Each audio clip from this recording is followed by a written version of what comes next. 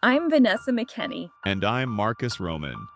Today, we're diving deep into the explosive testimonies coming out of the Manhattan federal courtroom, where Sean Diddy Combs faces serious allegations, everything from sex trafficking to racketeering, extortion, and witness intimidation. This is more than just a trial, it's the unraveling of a high-profile empire. It all began with a $20,000 wire transfer.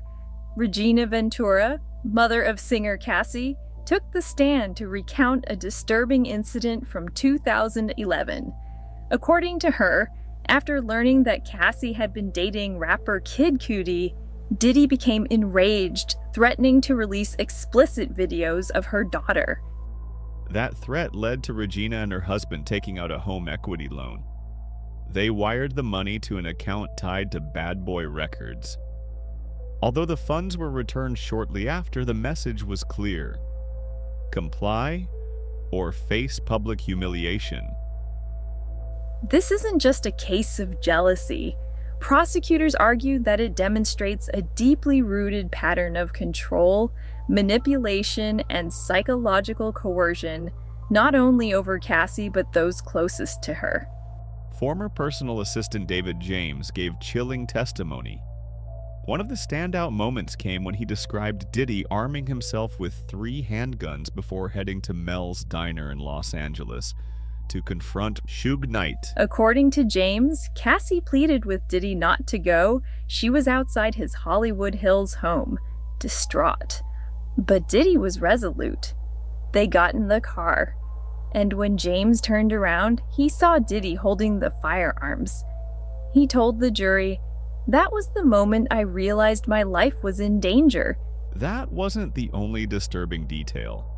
James said he was often tasked with prepping hotel rooms with specific items: baby oil, sex toys, lingerie, Astroglide.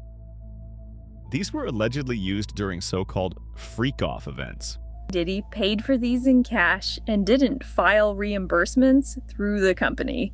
It was all off-record, off-grid, and eerily secretive. Now to Kid Cudi, real name Scott Mescudi. He's expected to testify any day now. His connection? Cassie testified that during a brief break in her relationship with Diddy in 2011, she dated Cudi.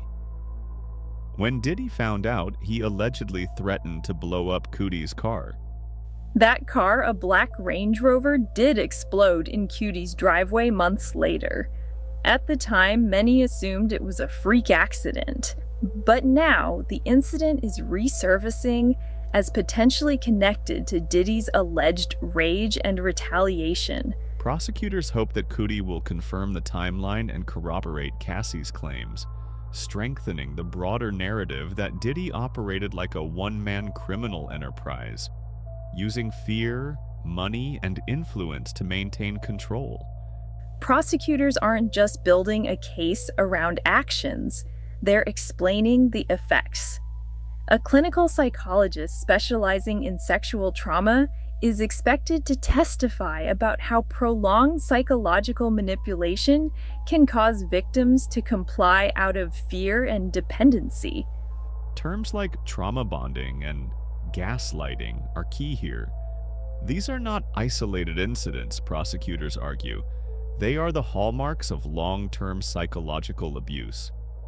Victims often internalize blame, making them more vulnerable to future control. And when power dynamics involve celebrity, money, and influence, the imbalance becomes even more severe. Let's talk about evidence. Homeland Security agent Gerard Gannon took the stand to present what they uncovered during the 2024 Miami raid. Weapon parts, scratched off serial numbers, stash bags with large sums of cash, and yes, items consistent with freak-off events. Investigators even found high heels, baby oil, and sex toys in Diddy's New York hotel room, backing up claims from multiple witnesses. One of the most damning pieces? Photos of Cassie bruised. They were taken by her mother during a Christmas visit. They show a large contusion on her back, which Cassie says came from being kicked by Diddy during a confrontation. We've heard from Cassie, from her mom, from former assistants. But this week, 2 more figures took the stand. Dawn Richard, a former member of Diddy's girl group, and Carrie Morgan, a makeup artist. Dawn told the court she witnessed Diddy slap Cassie during a heated argument. Carrie Morgan? She said she was attacked herself and later silenced with a non-disclosure agreement. Then there's the Punisher, a male escort who testified about the freakoffs. According to him, Diddy would sit in a corner giving subtle directions to Cassie during these sessions, down to lighting, angles, and who did what. Let's step back. Prosecutors are aiming to paint Diddy as the central figure in a Rico case, racketeer-influenced and corrupt organizations. That's the same charge used against mafia figures and drug lords. To make it stick, they need to prove a pattern of criminal conduct through a business entity. In this case, Bad Boy Records and its affiliated staff.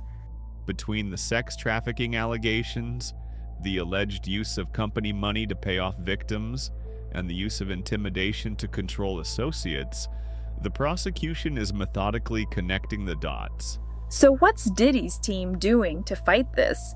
His defense attorney has tried to paint the witnesses as unreliable or motivated by fame or money. But with so many voices and mounting evidence, that argument is growing thin. In fact, Diddy's own outbursts in court, including slamming the table when his daughters walked out, have raised eyebrows.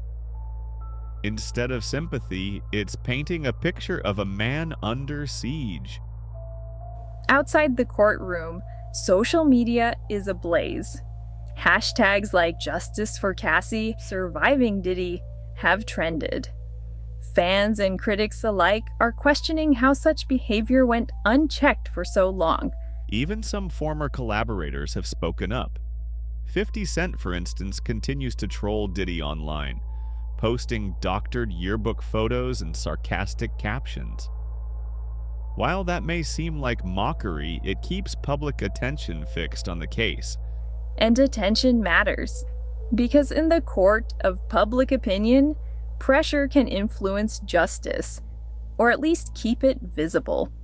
This trial is far from over. With Kid Cudi's testimony looming and more witnesses expected, we're entering the most pivotal phase of this case. At its core, this isn't just about celebrity or scandal, it's about accountability and whether power protects or punishes those who abuse it. Drop your thoughts in the comments. Do you believe Diddy's empire can survive this, and what does justice look like in a case like this? I'm Vanessa McKenney. And I'm Marcus Roman. This is ViralBuzzLoop. Stay tuned.